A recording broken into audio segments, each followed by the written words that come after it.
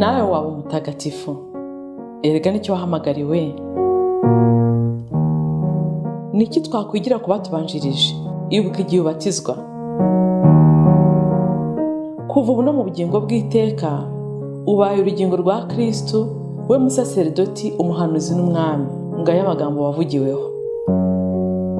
Muri batisimu wagizwe ikiremwa gishya, wambikwa Kristo.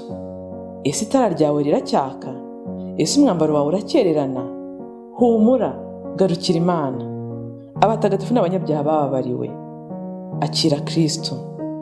Ikiganiro ibirari by'ubutagatifu mukigizwa na Beata Mukarusanga, umukristo wubase urugo.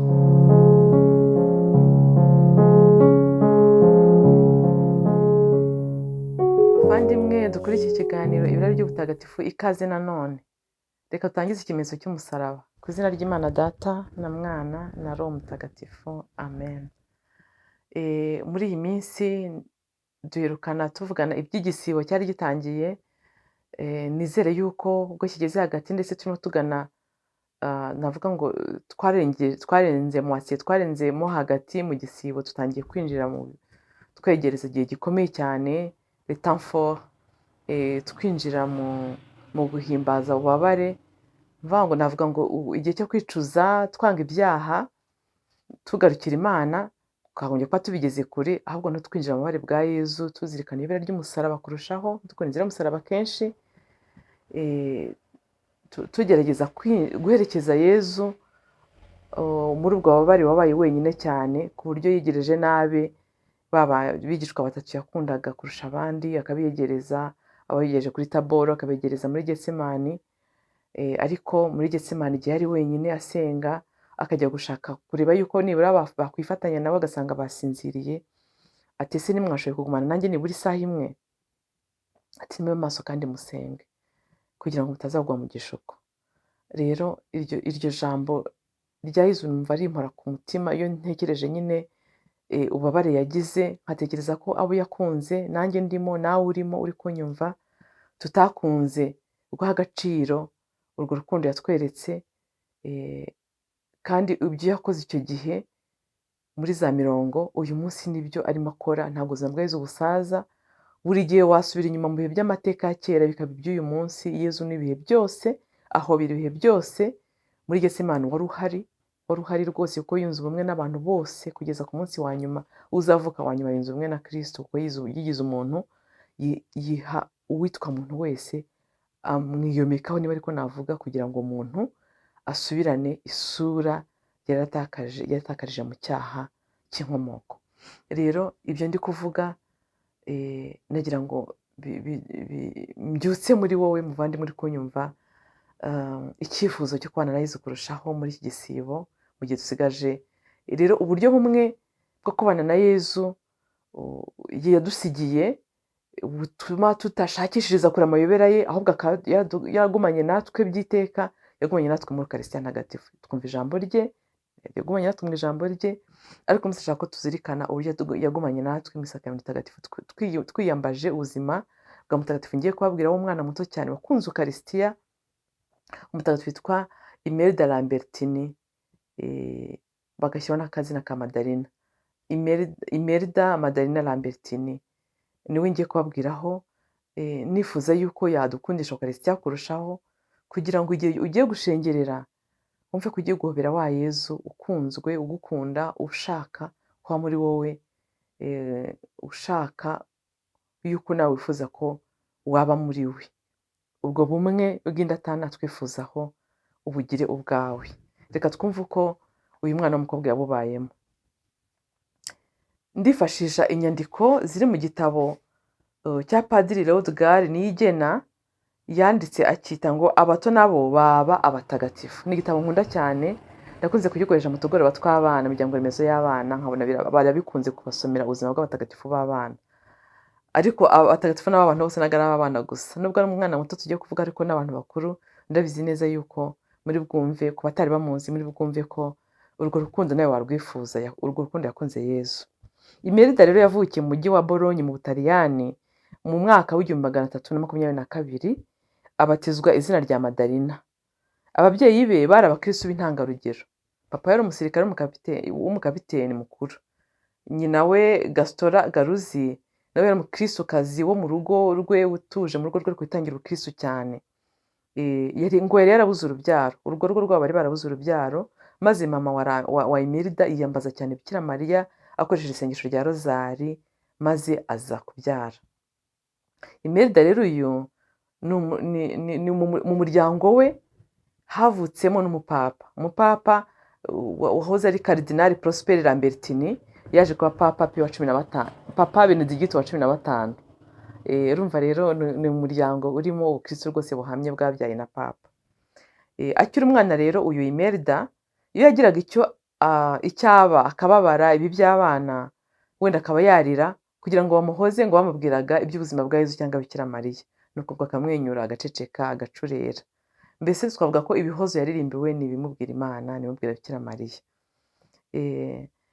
Rero Imelda yarubahaga cyane ngo agakurikiza ibyo bamubwiye. Ngo yarubahaga, ntabwo yari azi kuvuguruza ibyo bamubwiye, icyo bamubwiraga yaragikoraga, yarumviraga akiyoroshya, ndetse ngo n'indoro ye yari ituje cyane. Wabaga ari umwana ureba ugahita ubona indoro ye irakubwira umutuzo, irakubwira ubwiyoroshye. Icyamushimishaga ngo ni ukujya kwisengera aho kujya gukina n'abandi bana, akavuga rozari nk'uko nyina yari yarabimutoje, agakora n'indi migenzo nyobokamana mu mutuzo no mu mwiherero cyangwa mu bwihugiko bwe na Yezu cyangwa Bikira Mariya. Yakundaga ngo n'ubuzima bw'abatagatifu. Yageragezaga buri gitondo guhanyagasana umutima we akiriranwa n'uwo mukunzi we nk'uko yakundaga kumwita, yitaga Yezu umukunzi we. Iby'ubwibone no kwihugiraho bya bindi nyine by'abana b'abakobwa atangira kugira imyaka 6, 7, 8 bitewe n'icyiciro arimo. Urumva bari n'abakire, yashaka kubona makiyaje za mama we, utuntu nk'utwo ntabwo yigeze abishidukira ngo yijye kwita ku by'imirimbo, oya. Ahubwo igihe kinini yakimaraga yibereye mu mutuzo no gusenga.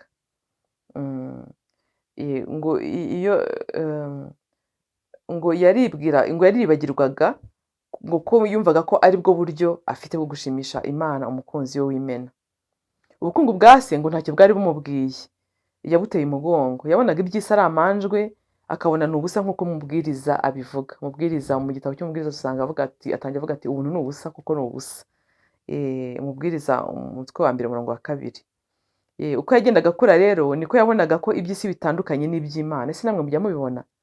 Maze iminsi mbwira abantu ngo mbona hariho amasi menshi. Sinzi namwe mubibona, hariho amasi menshi pe. Hari umuntu muganira ukumva isi arimo ntabwo ari si urimo, ukumva agacu arimo siko gacu urimo, ukumva ntabwo iyo mvugo uyizi. Ariko ukahaba n'abandi muganira ukumva murahuza 100%.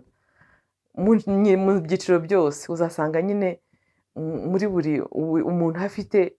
Rero nawe zavuze ngo aho ubukungu bwawe buri ngo n'umutima wawe uhora. Rero Imelda umutima wahoraga ku bukungu bw'ijuru. Mu gihe afite imyaka 10 yasabye ababyeyi be ko bamujyana mu bihaye Imana akajya kwiha Imana. Baramwemereye baramujyana. Yakundaga ababyeyi be cyane, ariko yahisemo Imana kuko yabonaga ibaruta cyane rwose. Yageze rero mu buzima bw'abihaye Imana akunda byimazeyo umutuzo n'isengesho. Yakundaga gufataho urugero abakurambere be nka Mutagatifu Agustini ndetse na Mutagatifu Dominiko. Mwumvise ibanga ryo gukunda abatagatifu. Muri icyo gihe rero bashoboraga kwemerera n'abakiri bakito kwinjira mu muryango w'abihaye Imana, wenda ntibakurikize amategeko yose yo muri uwo muryango, bagakurikiza nyine iby'abana bashoboye. Ariko Imelda we ahageze, ko ndeba muri iki gitabo atavuga uwo muryango winjiyemo ari uwuhe, ariko sinzi aho nigeze gusoma niba yarinjiye mu Karmelita, ntabwo nibuka neza. Ndumva ari Abakarmelita ahari cyangwa ni imagination yanjye. Noneho ngo agashaka gukurikiza amategeko yose y'umuryango kandi wari umwana. Babonye ntacyo bimutwaye, abishoboye barabimwemerera rwose, atangira gukurikiza amategeko nk'ay'abantu bakuru. Akabyuka nijoro agasenga, akibabaza, nuko ndetse agakora n'indi mirimo igenewe abantu bakuru. Mutagatifu Imelda Madalina yakundaga Ukarisitiya byasaze. Yamaraga amasaha n'amasaha imbere Tabernakulo ashengereye. Buriya muri Tabernakulo rimwe mu ijoro yabaga yinjiye mu ijoro rye. Muri uwo mushyikirano we n'umwana Yezu yabonaga umwanya umubanye muto. Yakundaga misa cyane, yabonaga umwanya umubanye yakundaga misa cyane. Sinzi ukuntu nsomye. noneho ngo yabona ababikira bandi bagiye guhazwa akabazwa nuko batagiye guhazwa. Ngo umunsi umwe ngo arababaza ati ariko ndabinginze mumbwire ni gute umuntu ashaka guhazwa akahabwa Yezu agakomeza akabaho ntapfe? Niko abajije ababikira bajyaga guhazwa. Mubigenza mute? Njyewe numva mpagijwe, urukundo rwe runyica kubera ukuntu nkunda Yezu, kubera ukuntu nkunda Ukaristiya, ntabwo nzi ko nakwihanganira ko Yezu aba muri njyewe ubuzima bugakomeza uko busanzwe. Rero ntiyabashije kwihanganira icyo kinyotera, ajya gusaba ko bamwemerera akegera ameza matagatifu, ariko ntabwo babyemeraga muri icyo gihe cye. Buriya kera muri icyo gihe cye twavuze ko urumva hari mu 1300 ni kera, abantu bahazwaga nyuma y'isakramento ryo gukomezwa, habanzaga gukomezwa noneho guhazwa bikaza nyuma, nibura umuntu arengeje imyaka 14 kandi urumva hari imyaka 11 10. Rero urumva ko batari bumwemerere kuko imyaka yari itaragera, barakomeza bamugoragoza batihangane. Nuko umuntu yavuga ko yahazwaga mu bitekerezo, ni ukuvuga ngo yahazwaga par intention. Muribuka kuntu muri Covid twayaga duhazwa mu byifuzo, nawe niko yahazwaga. Imelda rero yarabyihanganiye akajya ahazwa buroho, ariko kuri akavuga ati mbega ibyago, mbega ingorane, yumvaga atari uzabona igihe cyo guhazwa kigeze. Izo ngorane rero zaje kurangira kubw'igitangaza cyabaye. Hari ku munsi mukuru wa Ascension ihurira na 13 Gicurasi 1333. Ariko uziko ngeze aha mbese nibuka ibonekerwa ry'i Fatima, ndumva ryatangiye kuri 13 z'ukwa gatanu 1917, kandi uva ryaratangiwe n'ubundi na marayika wazaniye abantu Ukaristiya bagahazwa. Wanze no tariki idasanzwe n'Ukaristiya na Bikira Mariya. Rero tariki ya 13 z'Igicurasi 1933 Imelda yari arangije umwaka we wa 11 asingiriye wa 12. Nuko rero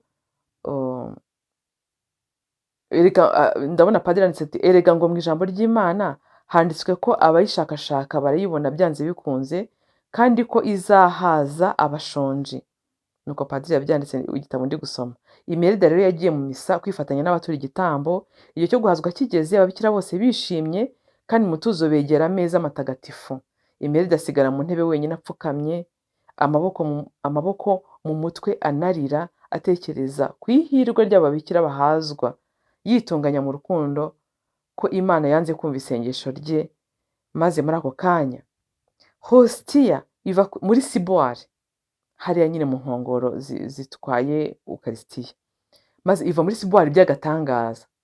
Ukaristiya ubwayo iva muri sibuwari, iraza irataraka, ijya hejuru y'umutwe wa Imelda, irahagarara nta cyifashe. Iyo umuntu abyumva agira ngo ni nk'umugani ari guca, ariko byabaye babyitegereje. Imelda arayitegereza, ashengerera Imana imugeze iruhande. Urumva nyine yari iri ku mutwe we, ariko yanayireba hafi ye. Hari n'amashusho muzabona, ndumva ibyo byose ari amashusho abanziriza kino kiganiro mubonamo ari umwana w'umukobwa wambaye agatambaro k'umweru, uteze agatambaro k'umweru, imbere ye hari Ukaristiya iririmba mu kirere. Ni uriya Imelda mubona. Rero iraza ashengera Imana imuhagaze iruhande. Bikomeje ababikira babibwira padiri, araza ageze iruhande arapfukama, hostiya yijyana ubwayo kuri patene. Patene ni ka gasahani padiri aba afite mu gihe arimo atura igitambo cy'Ukaristiya, niho ashyira Ukaristiya yayindi akoresha atura. Hari izo duhazwa zo muri sibo, ariko ni yayindi nini yo kuri patene. Rero yateze patene, hostiya ijyaho. Nuko ntiyaba agishidikanya, afata ya hostiya y'igitangaza ayihaza Imelda Madalena. Nimunyumvire icyo gitangaza ukuntu kimeze. Imelda ahawe Ukaristiya bwa mbere kubw'igitangaza. Aho Ukaristiya yabwira kubw'igitangaza, ntabwo ibyo bari baramubwiye batitegereza, yarategereje kugeza ubwo Yezu nawe isorestushe nawe umutima we ntabwo wari kuba ari ikinya. Urukundo rwayo yamukunze, Imelda yamukunze rwaramuhagurukije, aza aramwiha. Amasezerano ye rero aruzuzwa, ntiyabasha kwihanganira ibyo byishimo, nuko biramurenga. Intoki ze mu gituza, amaso ye ayahumbije buhoro, Imelda amera nk'uri mu bitotsi. Ababikira bakamutangarira mu mutima, bagahora bamureba aho apfukamye, bagasingiza Imana mu mitima yabo ko ari nziza, ko impuhwe zayo ari igisagirane igihe cyose. Nyamara misa ihumuje bamubona agipfukamye, atanyeganyega. Baramuhamagara, baramwinginga, bamutegeka ko yahaguruka nk'uko yakundaga kubaha. Noneho ubu ntiyabubaha, ntiyabumva, baramuterura. Imelda yari yapfuye. Mwibuka ko yabwiraga ababikira ati ni gute wahazwa ugakomeza kubaho? Nuko Yezu yamugenje. Binyibukije undi mutagatifu wishwe n'urukundo utavugwa, ni kuko yapfuye mu gihe Yezu yari akiri ku isi. Umuntu witwa, harya yitwa Ndera, ndaza kumwibuka. Ni umukobwa wakunze Yezu, yari afite n'ubukwe na mwene wabo mu ntumwa za Yezu, umwe ntibuka niba ari Baritomayo. Hanyuma kubera urukundo yakundaga Yezu, aho amariye kumumenya, yari amarira amukije indwara. Hanyuma akunda Bikira Mariya cyane, bakajya baganira, amubwira amateka amwanditseho nk'umucunguzi y'uko azapfa ababaye cyane. Hanyuma uwo mukobwa ntari kwibuka. Uwo mukobwa aravuga ati ntabwo numva ntabyihanganira ko nabona Yezu ababara gutyo. Ndumva nshaka gupfa mbere ye, sinzamubone bamushinyagurira gutyo, abambwa ku musaraba, bakubitwa, ndumva ntabyiteguye. Nuko byaje kurangira, hari wenda ndaza kumwibuka mwandike muri komantere, byaje kurangira uwo mukobwa kuri Mashami. Urumva yabwiye Bikira Mariya ati ese wansabiye Yezu akazantwara mbere, ko ashoboye byose nkazipfira mbere nabonye urupfu rwe. Nuko Bikira Mariya ati ndamukubwirira. Hanyuma Yezu abyumvise aravuga ati nta kibazo, ati azambona mu ikuzo ariko ntabwo azambona mu bubabare. Nuko ku munsi wa Mashami rero, mu gihe bari barimo batambagiza amashami bamuririmbira, uwo mukobwa arasohoka. Hanyuma ndumva umutima wanjye huzuyemo Imelda, andi mazina yagiye. Arasohoka, aramubona barimo baririmba Hozana, amutera indabo, ahita yikubita hasi, ahita apfa. Nyina ararira cyane, Bikira Mariya barahagobotse, aramubwira ati humura, atapfuye urupfu undi muntu wese yakwifuza gupfa ati ko yishwe n'urukundo. Na Imelda rero nuko bimugendekeye, nawe yishwe n'urukundo. Imelda Lambertini Madalina yahaweho kuba umurinzi w'abana bigira Ukarisitiya ya mbere, kugira ngo abamwiyambaza baronke ingabire ebyiri: iyo kwakira neza bwa mbere uruzinduko rwa Yezu mu Ukarisitiya mu mitima yabo, n'iyo kwihangana. Dusabe kugira ngo hamwe na Imelda Lambertini Madalina dukunde Ukarisitiya kandi tuyikundishe n'abandi, cyane cyane dufasha abana bitegura kuyihabwa bwa mbere. Ruriya ruzinduko rukomeye, bariya bari abageni bakomeye. Igihe turimo dutegura abana bigira Ukarisitiya ya mbere ari abakateshiste, nabifuriza yuko babwira ino nkuru. Nawe mubyeyi niba ufite umwana uzaba Ukarisitiya uyu mwaka, nakwifuza yuko mubwira iyi nkuru. Niba uri marene w'umwana uzaba Ukarisitiya, nakwifuza yuko bamubwira iyi nkuru ya Imelda. Rero icyo nakwifuriza abavandimwe twese turi kumva ibi biganiro, ni uko twakwibuka yuko Yezu uri muri tabinakuru natwe twahora dutegereje. Ntabwo ari kugira tumuhabwe gusa, ariko no kugira ngo tumushengerere, tumukunde nka kwa kuri Imelda yagendaga ngo akahaba akaba yanakwibagirana. Natwe tugira icyo kinyotera cyo kumusanga. Erega ahashengerwa Yezu n'ububyutse burahaba. Hari paruwase ishyushye cyane muri iyi minsi hano mu Rwanda, nshimira Imana cyane ko hari paruwase ya Nyamirambo, hari gushengerera guhoraho. Ibyo mbitekereje ko mu Rwanda hari amaparuwase ameze gutyo, numva nshimiye Imana pe, ko abantu ko padiri ashaka kurara muri konfesiyonari yakira abaza guhabwa penitensiya banashengerera. Ni ingabire ikomeye, nifuza ko byazagera mu Rwanda hose. Ako gashashi k'urukundo rw'Imana rurimo rushayininga ari Nyamirambo, rumurikira u Rwanda rwose, bigere hose. Abasaserdoti bacu babyutswemo n'icyifuzo n'inyota yo kuduhereza Yezu ari muri konfesiyonari, ari muri Ukarisitiya. Kuko hari kenshi umuntu ashaka gushengera agasanga kiliziya zirafunze bavandi, ukaba ufite inyota ariko muri paruwasi yindi ubarizwamo ugasanga ntibajya bafungura. Rero aho badafungura za tabernacle, aho badafungura za shapeli, hatagira shapeli, hatagira kiliziya zifungurwa, dusabe Nyagasani kugira ngo izo ngabire, uyu mwaka wa yubile ukingure za kiliziya, kandi rega bayikinguye se bakajya kwiba, kugira ngo zifungurwe nuko natwe abakristo tuhaba, umwe agasohoka undi yinjira, ku buryo Yezu umutekano we muri tabernacle uba urinzwe. Nihasingizwe Imana, abamarayika n'abatagatifu bayo.